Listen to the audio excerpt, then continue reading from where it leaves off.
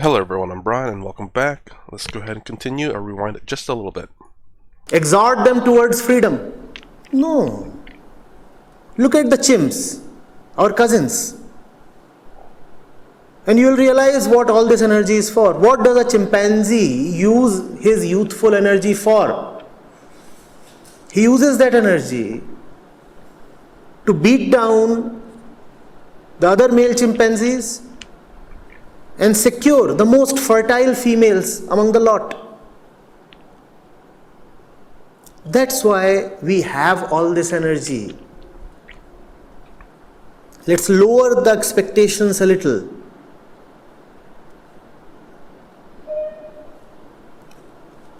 In fact, by the time you cross 50, don't you see that your sexual urge diminishes? Even Prakriti knows that by the time you gain a little sense owing to your life experiences, you would probably not be so deeply interested in the mating game. So Prakriti says, before you gain any wisdom, any sense, any experience, it is important that you do what I command to do. That work should be given the top priority and must get finished off as quickly as possible.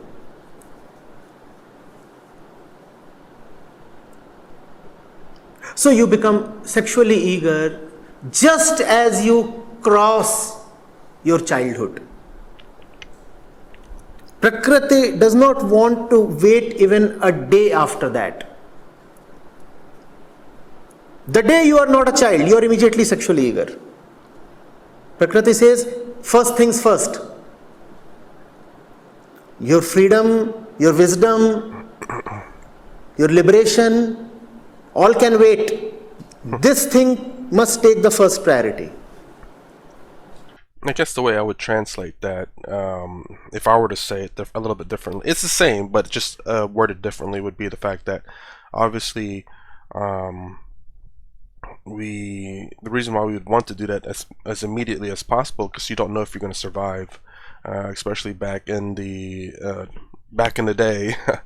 You don't know how old you're going to live. Like living to 30 or 40, I believe way back then was quite a miracle. So considering whenever you're sexually active back in the day, that's literally half your life already gone. For I think majority of people, or I'd say over 50%, because obviously we'd have sanitation, you poop where you eat, kinda. I mean, I think like I remember like old movies where you have is it the old English ones where they throw it out the window? Oh man, if you were walking by, oh my gosh. And then I think Romans had the aqueducts and whatnot. I don't think I don't know, but the sewage was invented later on, and not soon enough. But yeah, I mean, you got to consider the fact that after you wipe your butt, you went straight back to eating. There's no such thing as washing your hands, so you take very much a large risk back in the day. So yeah, by the time you were sexually active, 14, 15, 16, 17, depending on whenever it happens to the individual, you already half your life is gone in some sense. There's some that lives long, of course, and there are some that don't even make it to this age, of course. So the sooner that you can get it done, the sooner you can pass on your genes, the sooner that your genes will be able to continue to live on. Now what has happened is, civilization has blocked that.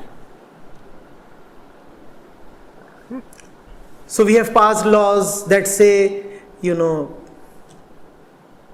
girl has to be 18, the boy has to be 21. Whoa, why is it older for the boys? And if she is below 16, then it becomes an even more heinous offense.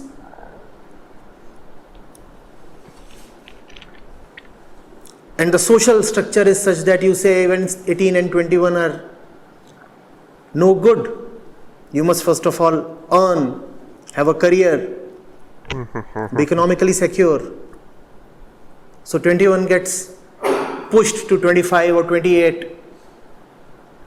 Real quick, is it true 18 for girls and 21 for boys? That's interesting. It's usually in America. It's based on state, but typically 18 for both. And if y'all are together younger, like 16 or whatever, so long as it's, I guess, in the sense you're the same age, it doesn't matter because you can date younger. But obviously, you have to be careful. Now, if it's someone that's 18 and someone else is 17, there could be some questions there. 18 to 16, big questions there. Then there could be like consent from the parents, again, depending on the state. But yeah, he's true about the fact that, it's society, like nature, I'm not saying nature is always right, but nature kind of, I guess your body, in terms of nature, tells you when you're ready. But it doesn't necessarily mean it's right. And what else? Because we live longer now, that we can push things back a little bit. We because of clean washing our hands and sanitation and all that and medical stuff. But at the same time, because we're pushing this back, we're probably pushing it a little bit too far back. But then again, that's up to the individual, and that kind of sucks. And also at the same time, I started thinking to myself, actually I asked this to a friend, like some people had issues with, like, say, a 40-year-old dating a 20-year-old or something like that. It's like, oh god, they're double the age. Like, well, they're both consenting adults. And it's like, well, that's a huge age gap. I was like, well, what happens if I'm sorry, like 24 and 17 or something like that. Not too big of an age gap. But then what happens if society all of a sudden say that, oh no, now 21's too young, they're still children. Now we have to wait until they're 30. Because now we're living until we're 200. The average age of death of people is 200 now. So society deems that, okay, maybe 21's too young now because we're living so much longer. Let's push it up to 50, a quarter of your life. That would ever right? Yeah, about, because 80 is about the age certain countries and stuff right now. About 80 is the average age. So 20 is about a quarter. So 50 years old. Could you imagine that now? Now I talk to the people who says, oh, that's, they're too young or whatever. It's like, well, that's based on what society says. Now I would ask them, like, well, how do you feel now that you're 51 and you're dating a I don't know, a 40-year-old? It's like, that, like, you think of it at current times versus times of the future, which this will be. It's like completely different. You can't really judge things in the past with current times. That's what a lot of people do in society, which is a problem. Because it thinks like, oh, look what all these people did in the past. They were terrible. It's like, well, that's the norm in the past. You cannot judge things in the past with the things in the future. It's different times. But yeah, I mean, there's this whole question where, like, also, I think scientifically speaking, our brain is not fully developed until like age 24, if I remember correctly, and if that was the right information.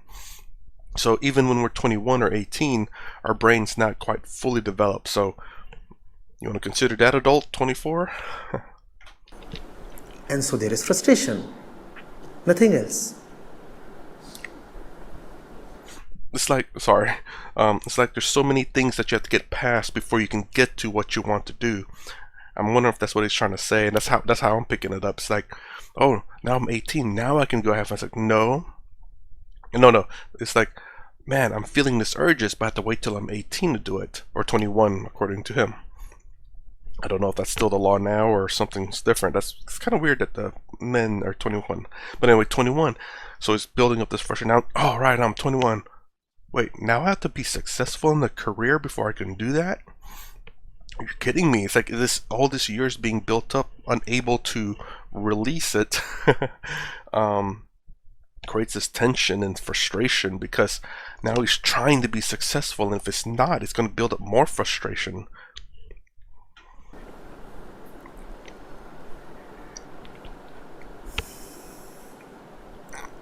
Cough medicine, by the way, just so I don't cough into the mic. Or cough candy. When I was in class 12th, we had this novel.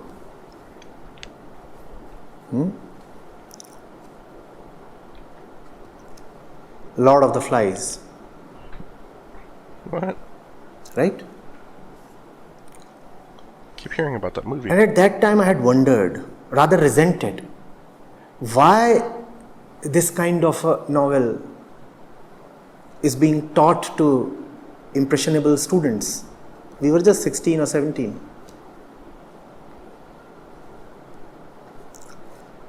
Those who are from the ISC board might know A Lord of the Flies, William Golding. Oh, I forget that there is a generation gap. I need to watch that, or yeah, watch it, because I hear that sometimes.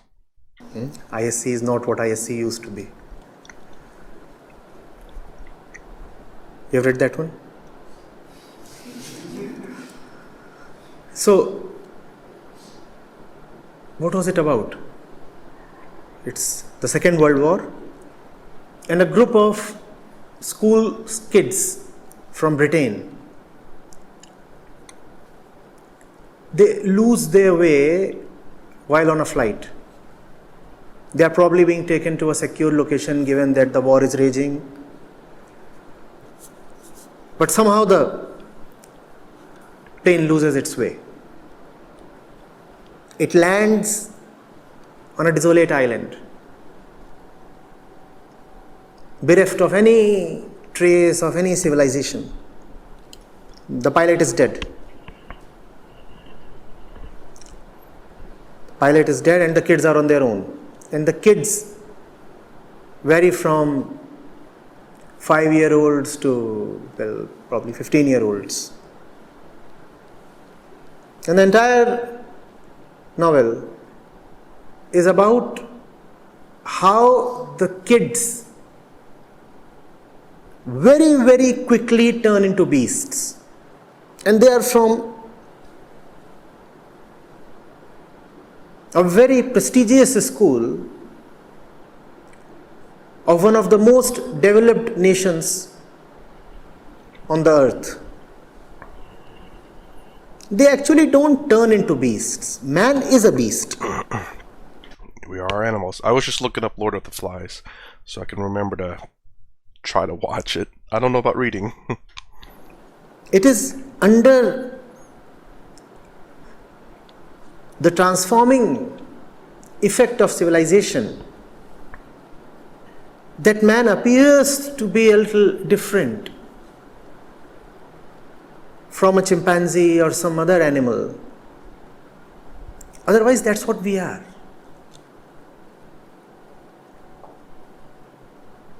Beasts. Why do you expect, Nimisha, that the young people would naturally be like the sannyasis of Swami Vivekananda? Why should they be that way?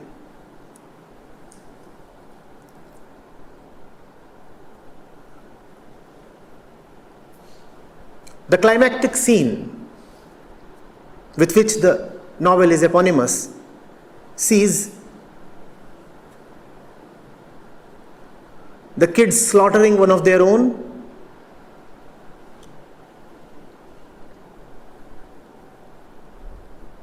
and putting up his severed head on a stick.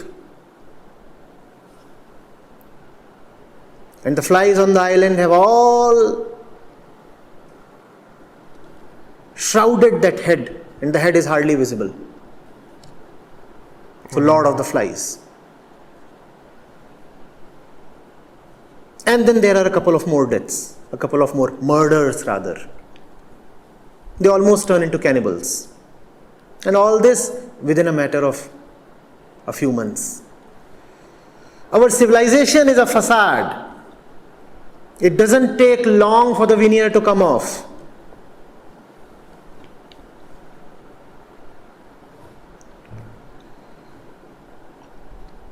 I agree with them there, because, a lot of people do not know. I mean, in developed areas, I'll say that way instead of saying developed nations, but developed areas, because this is not just a developed nation thing, because there are people in developed nations who can recognize this as well. But in developed areas, they kind of take for granted the things that they have, and again, that's the problem. They don't know what the world is like. The only world they know is what's around them. And in developed areas is very nice. So much lights, protection, police, money, food, everything, shelter around you. But when that's stripped away, or they'll even know what other non-developed areas are like. Maybe see it in movies like, oh, that's terrible, but don't really care too much. I mean, I don't really blame them necessarily, but at the same time, if they don't appreciate the things that they have, it's kind of terrible. But yeah, I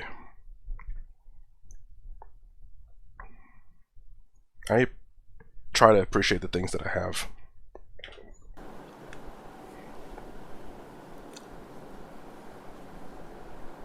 Remove fear, remove police, and remove the incentives towards civilized behavior. And very soon, you will see how much of Swami Vivekananda is there in today's youth. Go back to our primal days. Survival. Groups.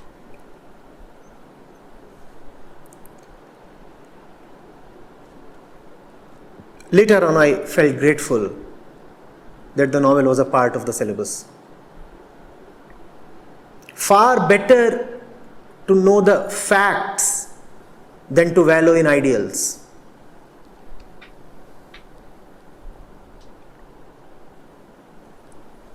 It's not a bad idea. Like I would say, like, we could work towards an ideal, but always excuse me, but always understand the fact.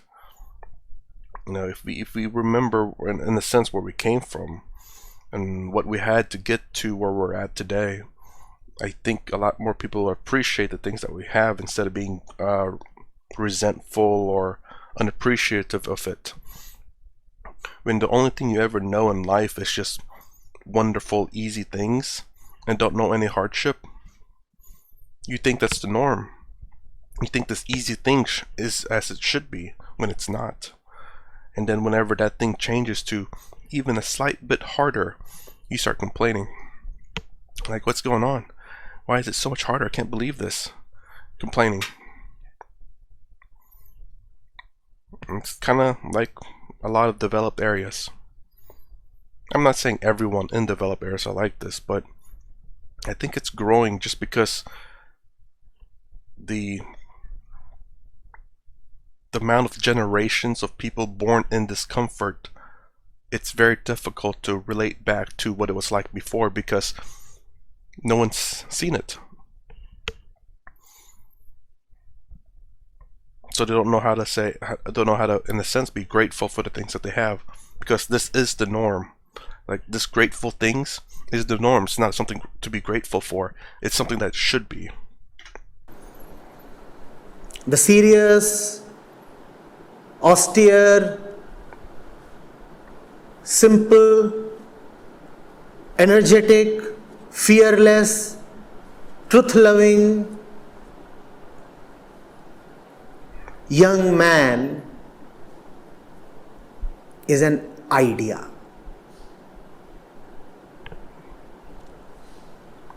He really does not exist. Identity?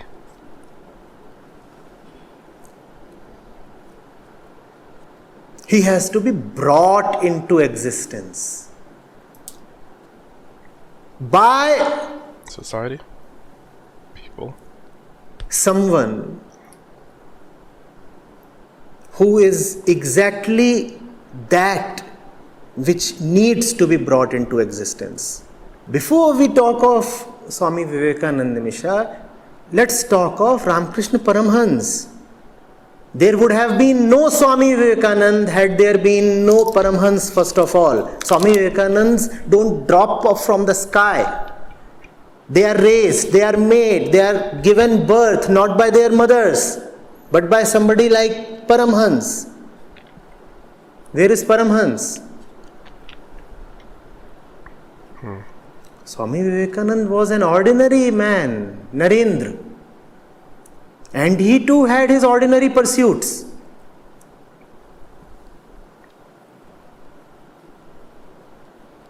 It was the magical touch of Paramhans that turned him into Vivekananda. And he wasn't too eager either. Many a times he ran away from Ramakrishna. Did you really? Let me know. Try not to pause it too much. Talk too much already.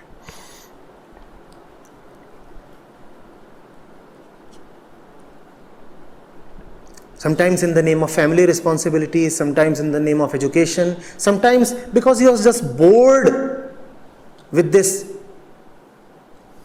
ordinary devotee of Dakshineshwar temple.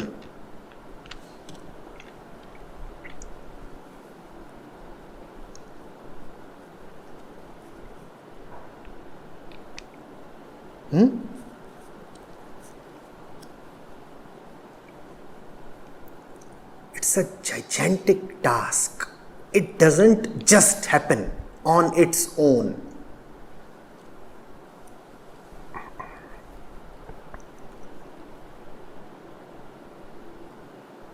If you leave the youth to how they are,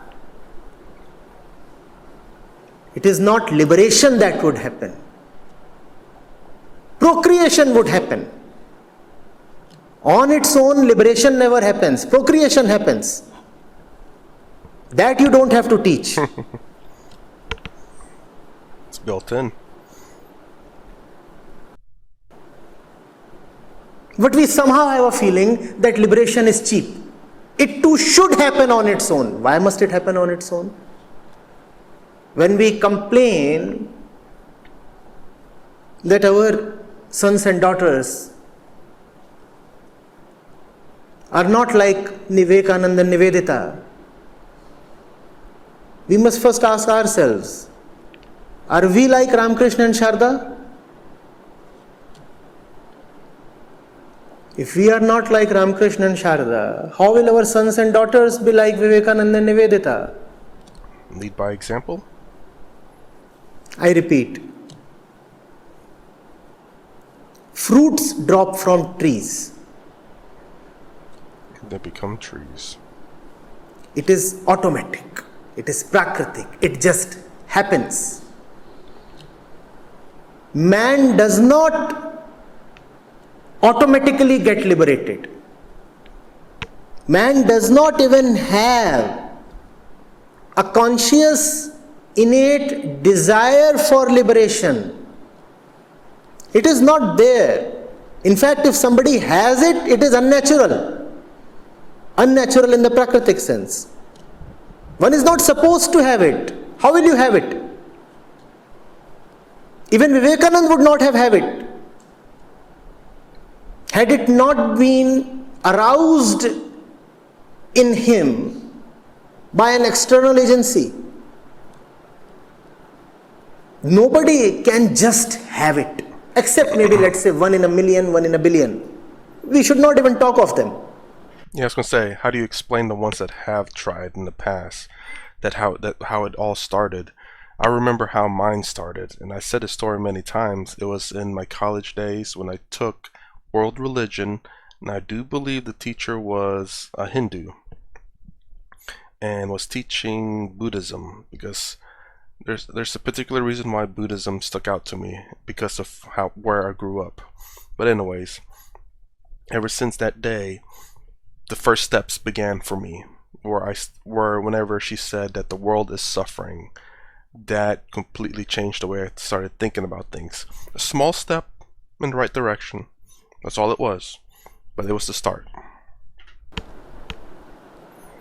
They are some kind of manufacturing problems. They are God's mistakes. I wouldn't say mistake, but like exception.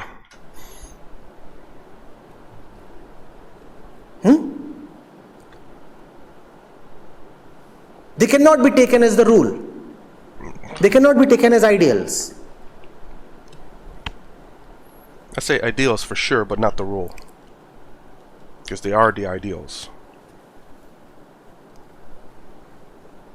We tend to strive for ideals, though we can generally never really reach it, but it's good to have an ideal to strive for. It gives you something to work towards. Some people can achieve it, but it's just good to have something to go after so you have something to work towards. But, yeah. Throughout his childhood, the fellow was interested in toys and sweets, right? When he would play with fellow kids, he would either be violent or afraid. And we would say, oh, this is per the course for kids. This is how kids are, right? And when he turns 15, then we say, why is he not turning towards wisdom literature? Why must he turn towards wisdom literature? A 6-month-old baby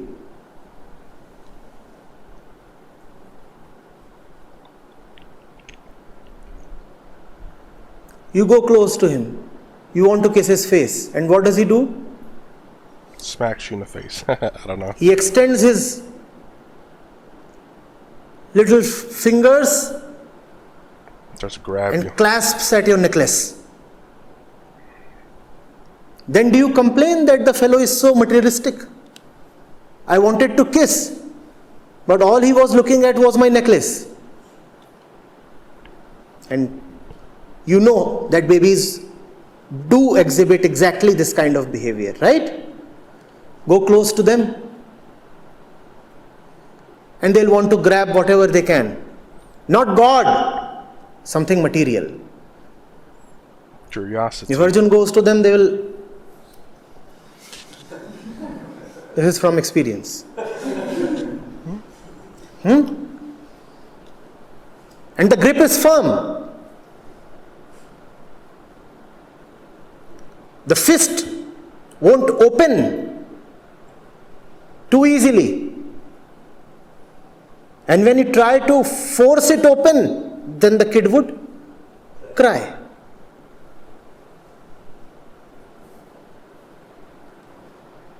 Do you see the fellow has an inclination towards fisting right from that age? He wants to hold stuff here.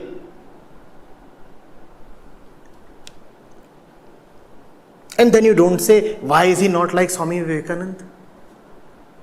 Why does he not approach people with palms wide open? One denoting that I came with nothing, the other denoting I will go away with nothing. Then you don't say. Then you say, oh, he is but a baby. It is very natural that he is clasping at everything. Tomorrow he clasps at money, at security, at all these things that you are complaining against. Then why do you find it odd? Just as this fist was trying to clutch something, similarly, at some other age, this same fist is used to clutch the genital.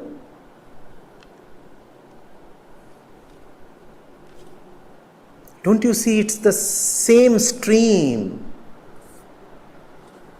Why complain against it when it comes midway? Its very origin is in darkness. How do you expect it to magically transform all by itself when it reaches the mid-ranges? It won't.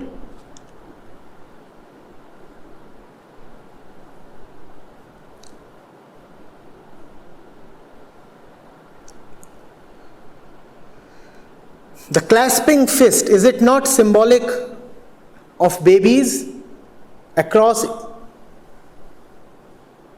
gender, nationality, religion? This is what you will find little kids always exhibiting.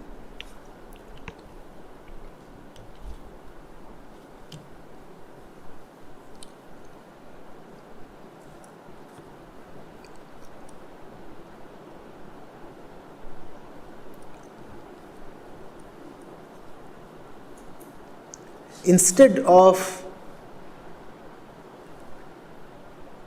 forcing an idealism upon them, Nimisha, it would be far better if we first of all have them realize that beneath the wheel of civilization, we are 100% apes and chimpanzees.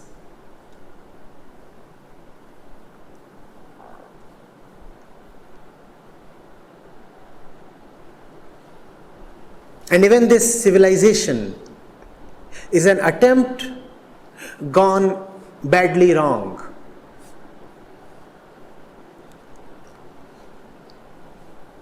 It was supposed to raise us from the jungle. Instead,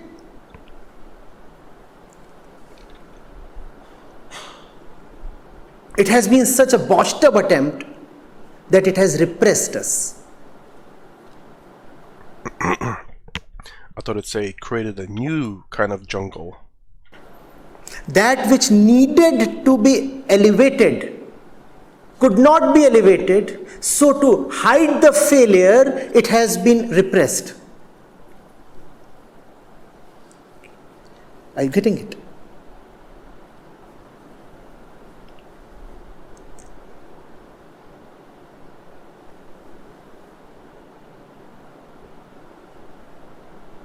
And that has given rise to the dark and dirty subconscious mind.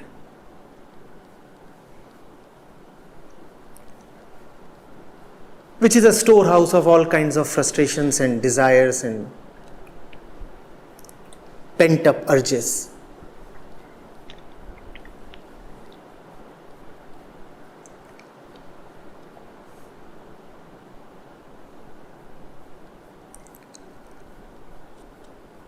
If you will force kids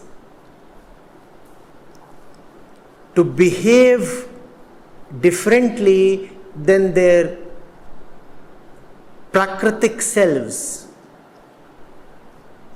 their jungle selves, their chimpanzee selves, then they will do that.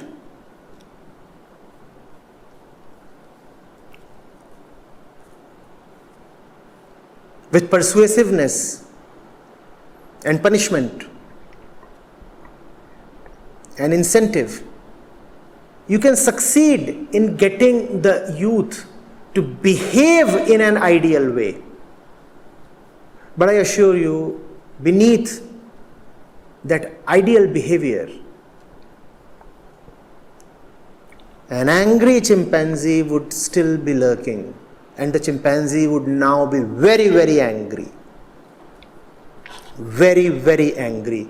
Why would he be angry? Because he is being made to act like Swami Vivekananda. Inside a chimpanzee and outside he has been forced to behave as a Swami. You see a lot of that in circus, don't you? The elephant is walking on two legs and shaking hands with kids. How do you think he is actually feeling? That's how our civilized youth are, especially spiritually civilized youth. The chimpanzee is speaking in French and reciting Sanskrit verses. Inside, he is swearing he'll have a super go at you whenever he can get half a chance. You know, that's I was gonna pause a little bit earlier, but what he's saying here is basically it's kind of what's going on in, again, I'd say in America for sure. You can kind of see it in the news where there's a lot of things going on, and I do believe mental health is an issue, and what he's talking about here, I believe it to be that, where there's a lot of stress on the young adults, but I think in America it's more in particular for young males. And there's this, again, manosphere movement that is trying to fix that, and to a degree, at least point out what could be potentially causing it. But I think Jordan Peterson, I think, has helped many youths out with his book, and he's been vilified to a degree in America, but there's been many young adults who were in trouble who has helped out and no longer think the way they used to with the problems. So I mean, and the sad thing of the matter is that a lot of people don't see that. They don't see the positives that some people do, the greater overall good that some people do, and only look at the few maybe potential bad things that someone has done and really blow them out of proportion.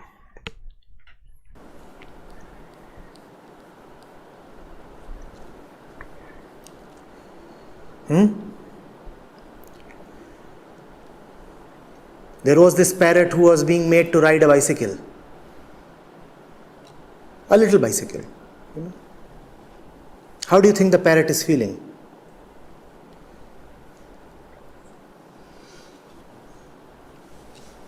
That's how the youth today are feeling.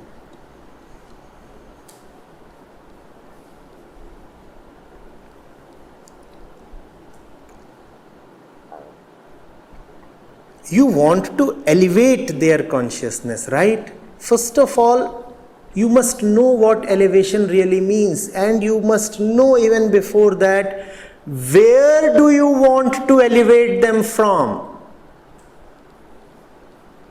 It is a problem if you do not know where you want to go. It's a far more massive problem if you do not know where you are standing. You can be helped if you do not know where to go. You cannot be helped if you do not tell where you are standing. I need help, but where are you? That I do not know.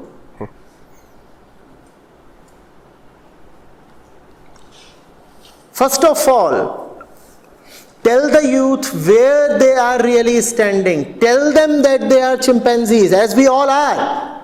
It's not an insult. It's the fact of our physical existence. It's not a humiliation. Don't unnecessarily eulogize the human birth. Don't say that because you are born as a biped and your surname is Singh or Shukla or Johnson, so you are destined to do great things. Tell them that it doesn't matter that you are born human. The fact is, you are an animal. And you better know that. You better fully acknowledge that. All your natural instincts are towards physical security, continuation, procreation. That's what you continuously want. And you should never forget this. Teach this to the youngster. Teach this to the youngster even before he turns young. Let him know this when he is 8 years of age.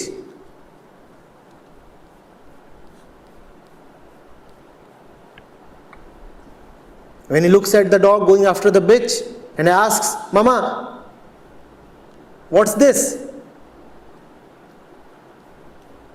Tell him, human birth.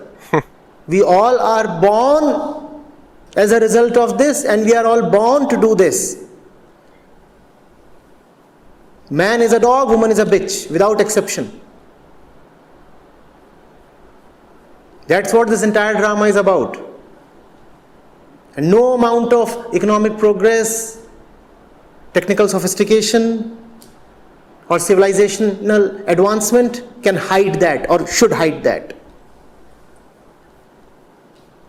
That's what man's basic energy is, libido. You can give it fascinating names, all right.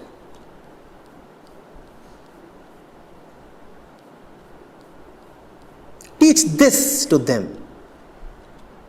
And when they encounter the fact of their savagery in all its bloodiness, then maybe a repulsion, an inner repugnance would arise, and that would be transformational. But there can be no transformation without an intimacy with the fact. If the fellow is thinking, as most of us do, that we are special just because we were born in a hospital and not in a jungle, then too bad for us.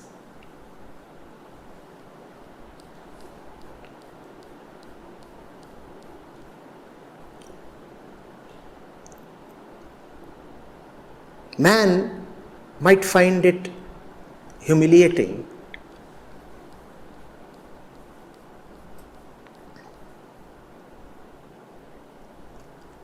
The ego finds it absolutely scurrilous that after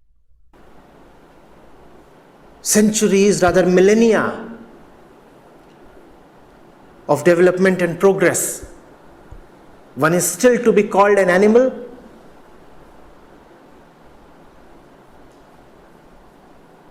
But we must acknowledge it because that is the fact. And every kid must be taught this. Then there would be the one odd little Narendra who would say, I hear this, I know this to be true as a fact, but I don't like this. There is something in me that revolts against this. And then let him walk out of the classroom and discover a Paramhans. And then there is some possibility of a real Vivekananda taking birth. You do not get them cheap, Nimisha, please. It's almost like asking, why aren't diamonds falling from the skies and complaining and crying hoarse? Oh, there was a hailstorm, there was a hailstorm. Why didn't I find precious stones in them? Why must you find precious stones in them? A hailstorm will give you water, frozen water. What makes you think that you will find diamonds amongst hails? How did you come to have this expectation? What makes you think that you will just find a Vivekananda amongst usual human beings?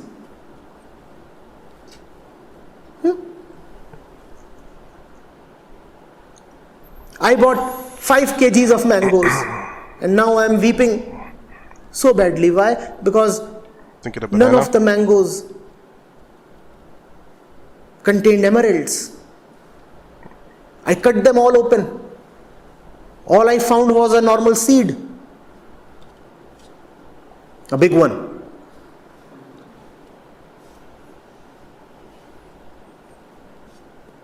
Huh? Mangoes will be mangoes. Chimpanzees will be Chimpanzees. Kids will be kids. A human chimpanzee cannot just turn into a Vivekananda.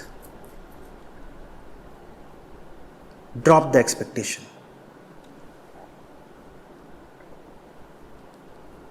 Instead, teach him that he is a chimpanzee.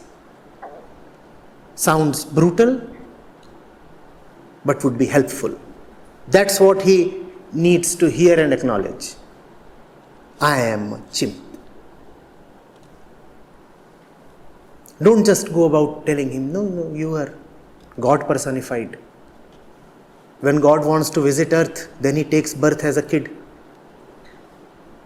Stop all this nonsense. There are too many people who have actually hypnotized themselves into believing that they are the true self, or silence, or Atma, or Brahm.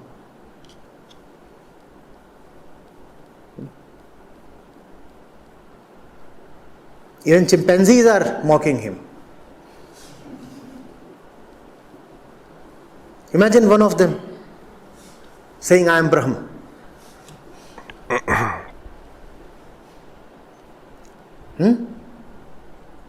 And then rushing towards the nearest fruit or the nearest female and constantly reciting, I am Brahm. Brahmanzi.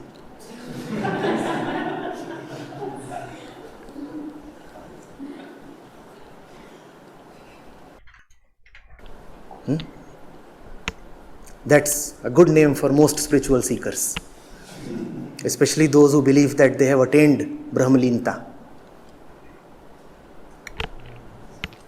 Brahmanzi.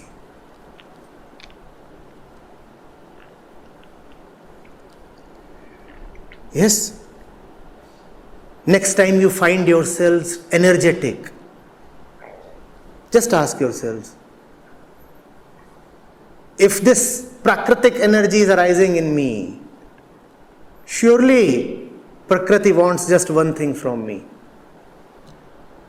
And then you will be left aghast and very disappointed with yourself, because you will find that behind all the reasons that you assign to yourself, ultimately there are just these few basic primeval things that you want.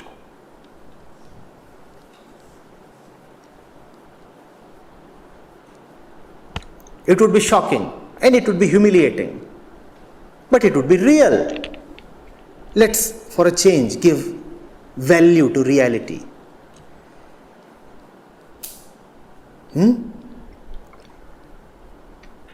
Look at your likes, dislikes, urges.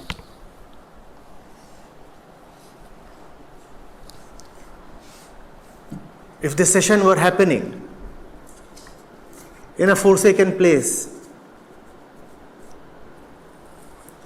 dark and damp, you wouldn't have been probably so eager to attend. Here you are far more agreeable. Ask yourself, what is it that makes me agree to this environment rather than a so-called inferior environment? And even here you will find Prakritic motives. Even here.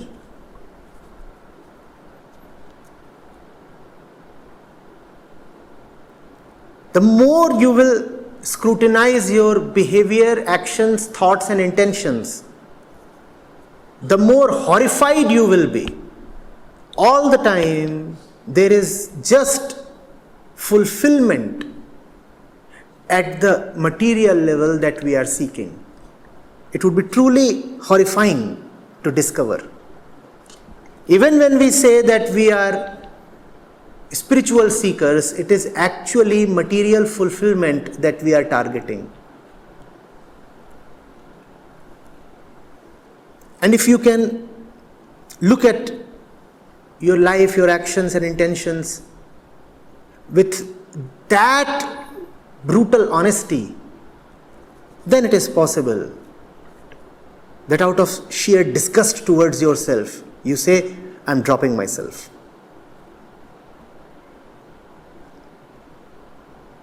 But without that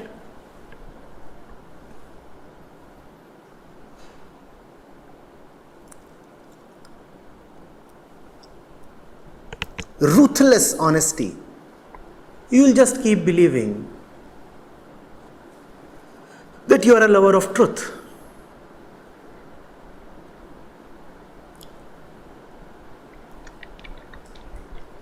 Will you remember this? We are not born to be lovers of truth. Each of us is born as a lover of flesh. So if an inner voice says, I am doing this for the sake of truth, I am doing this because I like truth, don't believe it too easily.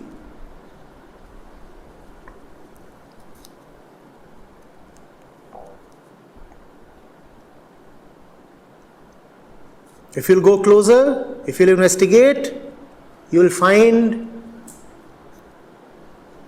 that all attempts, all intentions, all likes and dislikes, all decisions ultimately boil down to just the Prakritic narrative. Food, comfort and sex. That's what we live for, that's what we act for, and that's what we die for.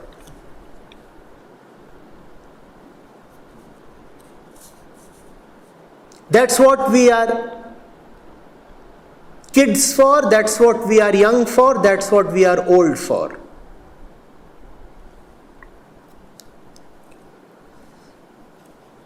What is the fellow going to the temple for? Food, comfort and sex. What is the fellow giving birth for? What is the fellow committing suicide for?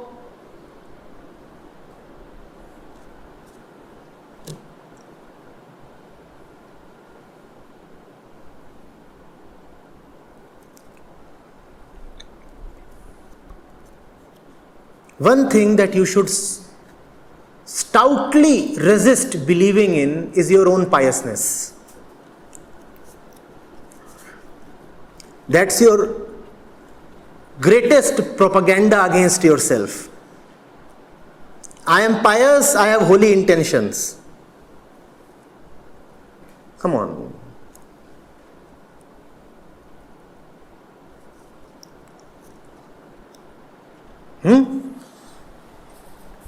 What do you think? Fake news are a recent phenomena? And WhatsApp can't ban it.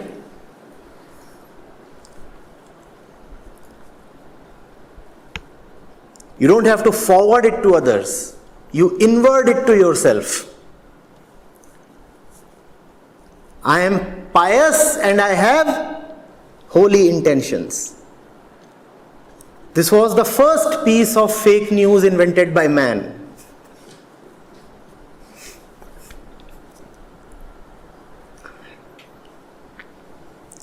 Never forget that the intentions of the chimpanzee are just food, comfort, sex.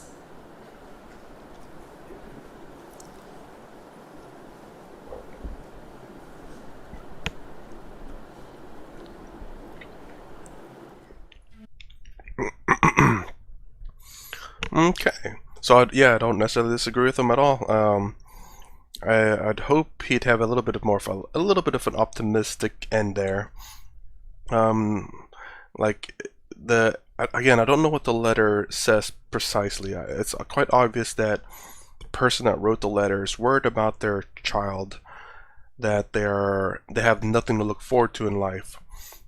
Obviously, we do need to recognize our nature in a sense.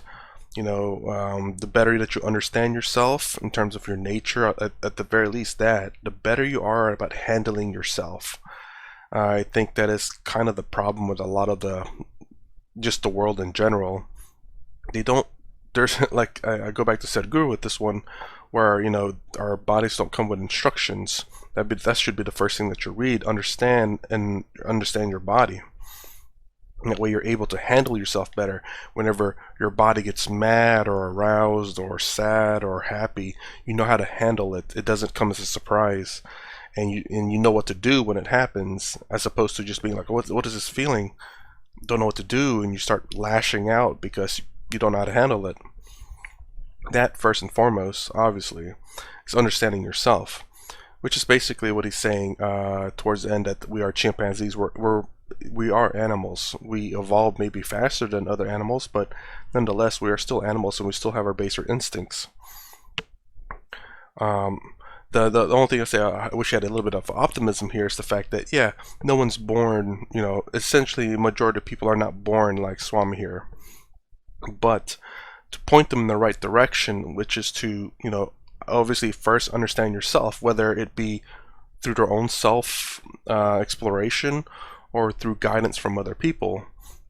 At least they have a starting stone. Like mine was was with that world religion class about, you know, the world of suffering. That I remember so clearly, and it was my first stepping stone into it.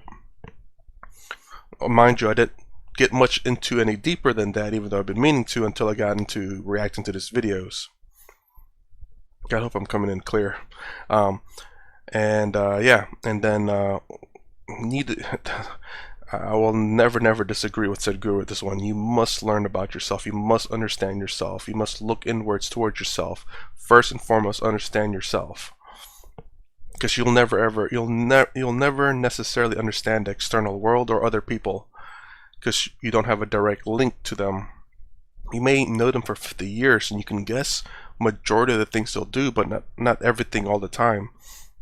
But for yourself, if you can't control yourself, you don't understand yourself, that's going to be a problem. So that's the first step, obviously. Then the next step is to go, even if you don't discover that yourself, is to seek wise people, gurus, swamis, that are genuine, and to seek help about discovering your inner self. And what I mean by discovering or learning about yourself, I don't mean in terms of like Atman or anything like that, just about your emotions, how you handle yourself in different situations. That at the very least is all very much external stuff. Your emotions, your thoughts, and your actions. Bhakti, karma, and jnana. Even though you don't see yourself separate of those things, but if you're able to understand them, then I think that would be a step in the right direction of getting into those yogas. Excuse me. All those cough medicine. But yeah, that's how I kind of started with. With the world of suffering, I started, I wouldn't say separating myself from my emotions, even though that's what I was doing to a degree. Mind you, I'm still not perfect at it. There's still very hard-hitting emotions that hit me, and it gets to me for a little bit, but then I can slowly, after time, in a sense, separate myself from it. I can observe it, and that's what I've been slowly doing. It's like I look at it as though it was something that I could observe, but still me. In reality, what I was doing was, which I didn't realize, was observing my emotions as it was not me. Because I didn't know that, I was observing my emotions that are me at the time. So at least it's a step in the right direction, but there's still more to go. Anyways, that's my reaction to why is today's youth not like Swami Vivekananda. Acharya Prashant. If you like my content, please consider subscribing. Thumbs up, thumbs down below. Thanks for watching. I'll see you in the next vid.